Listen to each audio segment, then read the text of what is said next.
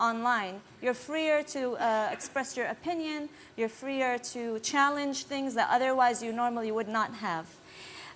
In terms of mobilization, many different countries in the Arab world really relied on internet as a source of mobilization. Through Facebook groups, they were able to create different events, secret groups to discuss things and to invite others to attend to. In other countries, such as Yemen, where literacy rates are very high, and the internet penetration is not as high, we don't necessarily rely on internet for mobilization. We use more radio, SMS, for that sort of thing. But we do rely heavily on Facebook groups, for example, to organize. Leaders of the revolution, for example, have Facebook, most of them. We, at a certain time, we get online and we discuss what's going to happen the next day, where we're going to meet, our secret groups, etc. Twitter, for example, really helps in spreading the news. When I first got on Twitter, there were not that many Yemenis, and I tried to push more Yemenis to join because I truly believed in the power of Twitter to connect us to the international community. There are very few, for example, foreign journalists in Yemen, and many are not able to obtain a visa.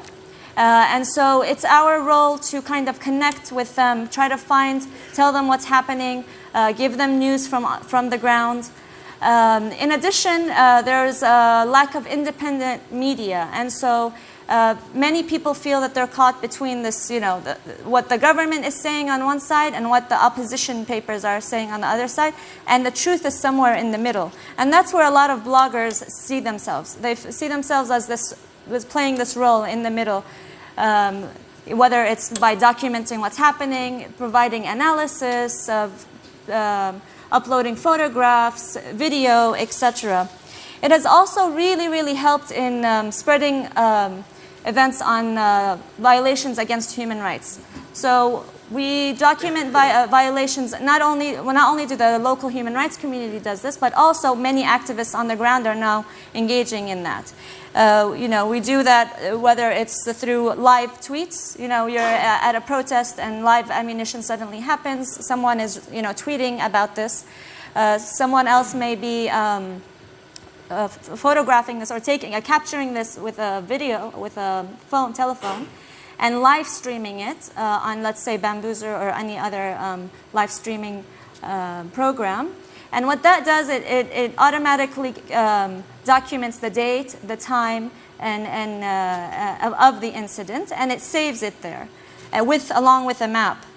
It also has created a world of global online solidarity. We have people from various parts of the world morally supporting, sending information, sending manuals, sending different things to help and support, and connecting people that otherwise would not have been connected before. To give you just one example, I had received an online threat on YouTube for a video I had posted, and the person who sent it said this video is insulting to the country, and it's against our national security. You must remove it or else. And it was just a video of a young girl, 9 years old, caught in the protest, and she was crying. And so what I did was I just snapped a photo, a screenshot of that e-threat, and I just put it on Twitter just to say, hey, this is what happened. And suddenly, 2 hours later, I go back to YouTube and I find that people that I don't know, this online community of supporters, all had messaged this person that had sent me this threat, telling him or her, you can't threaten people, blah blah blah. And his account was really full. Eventually, he or she deleted it. So that's sort of an example of this online solidarity. It also helps bridge the gap between the traditional East and West. In terms of people get to know each other, we realize that we have a common humanity, we have common challenges, and we're all working towards the same thing. In addition, it's really a great source of learning, knowledge, and knowledge. I can't imagine a world today without, for example, Wikipedia or without Google. The first thing I do when I want to research something is just, go on Google and type it, go on Wikipedia. And in a country where there are very few, for example, libraries, internet gives me an opportunity to learn about many different things without leaving my country. Of course, there are many challenges to that as well. In addition, the internet provides a sea of knowledge. Prior to the introduction of internet in Yemen, for example, ISPs were introduced in 1996. Prior to that, the government controlled everything. What we hear, what we see, everything was controlled. We were not allowed to choose what we're reading or what we're seeing. This has changed, of course, with satellite television and with internet, where we are in control of what we read, theoretically. Now, I'm not saying that Facebook or Twitter created the revolutions in the Middle East. Some people say that. I disagree. Facebook and Twitter and all other social media are great tools, but people are the agents of change. And people have been calling for change for a long time. But this internet helped speed this process, help accelerate it. To give you an example, imagine you're walking to work. You will eventually get to your job.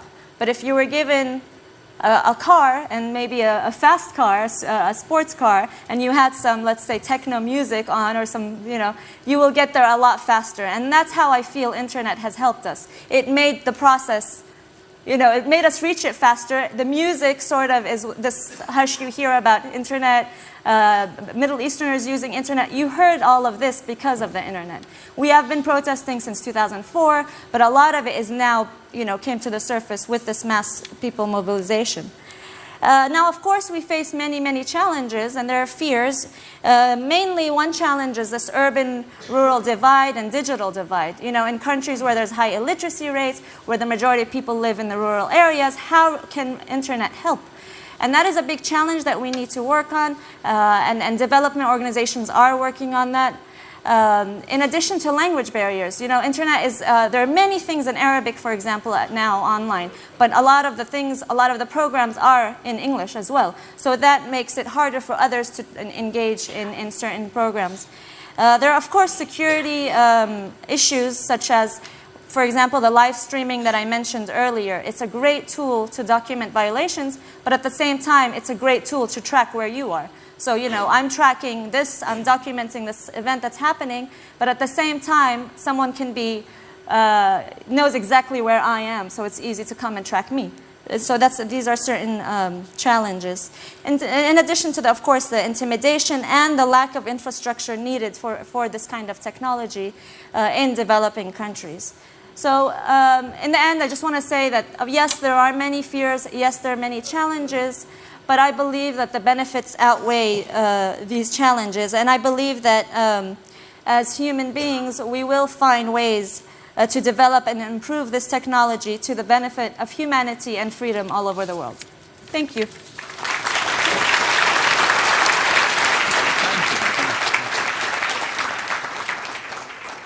Thank you, Atia, for that inspiring account of what has been happening in Yemen. And now we move from hearing about challenging of governments to hear from government again, but this time the government in a different situation in the emerging economies. Sachin Pilot is the Minister of Communications of India. He's also one of the youngest politicians of his country. He became a member of the Indian Parliament at the age of 26, 9 years ago, was the youngest Indian member of Parliament, now Minister of Communications in the Indian government. He's very welcome here today. Please welcome the Indian Minister.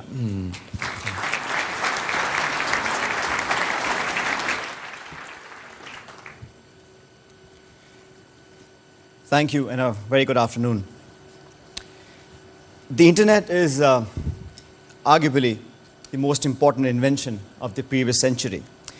And an increasing proportion of the world's population is migrating to cyberspace to communicate, enjoy, learn, and conduct commerce. With this, new possibilities and opportunities are opening up. With the free flow of information to everyone at marginal incremental cost, businesses can reach clients and governments can reach citizens quickly, almost free, and directly. Clearly, the internet has been the catalyst to bring about this positive change. Cyberspace is not restricted by conventional physical boundaries. if you attempt to trace digital pathways, we will find that the entire world is connected as never before. These connections are more numerous than the air routes, rail networks, highways, shipping lanes, and even dust tracks put together. Cyberspace, to my mind, will define in many ways the future of humanity. And the only restricting aspect is the limit of our imagination and as how we leverage it to improve the lives of our citizens. Mobile phones, tablets, and computers are not just means of communications, but these are tools of empowerment. The cyber world is also fostering collaborative creativity and sharing of expertise. To derive maximum benefit from cyberspace on a social scale, all states must strive to provide universal digital access. As some of you may know, India has been growing at an impressive rate of between 7 to 9% of GDP per year, and we will continue to do so in the future. But along with economic prosperity comes a huge burden, a huge challenge.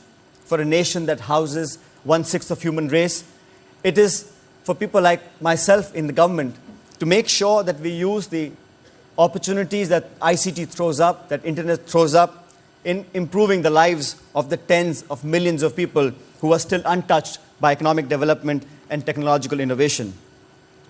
There has been an exponential growth in the dominance of IT networks and the increased importance of these networks in the way we live. To give you a data point, in the year 2000, India had 5 million internet users.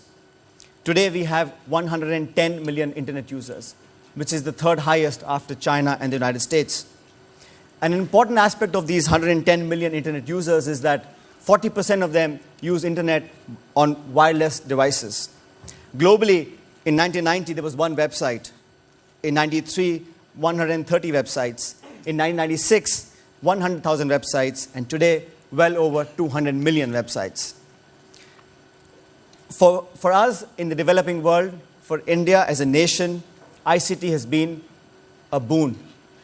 And I think also a challenge because we believe that we have to convert the benefits of ICT into e-governance. The Government of India launched a national e-governance program in the year 2006 with the objective of creating governance and institutional mechanisms, capacity building initiatives, core infrastructure, policies and standards, and necessary legal framework for adaptation of the e-governance in the entire country.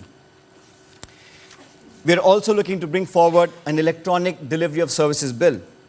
This bill will ensure that more than 1,100 government services are acceptable and recognized by the people and delivered to their doorsteps. This is a huge undertaking for a country that houses 650,000 villages and 1.2 billion people with 22 official languages. This kind of space, this kind of cloud computing, this kind of cheap innovation, the R&D, this sort of research, I think we are pushing towards making sure that everyone becomes a stakeholder and the islands of excellence, people in places that have access to high-speed broadband internet, are expanded to cover all geography of our country. The economic activity everywhere has been heavily reliant on IT networks because of the cost effectiveness. The ability of IT solutions to make business processes more streamlined and integrated, improving transparency and reaching out to consumers. While big businesses in India have been heavily investing in IT for a while, it is the small and the medium-scale businesses that are joining the cyber world in large numbers now.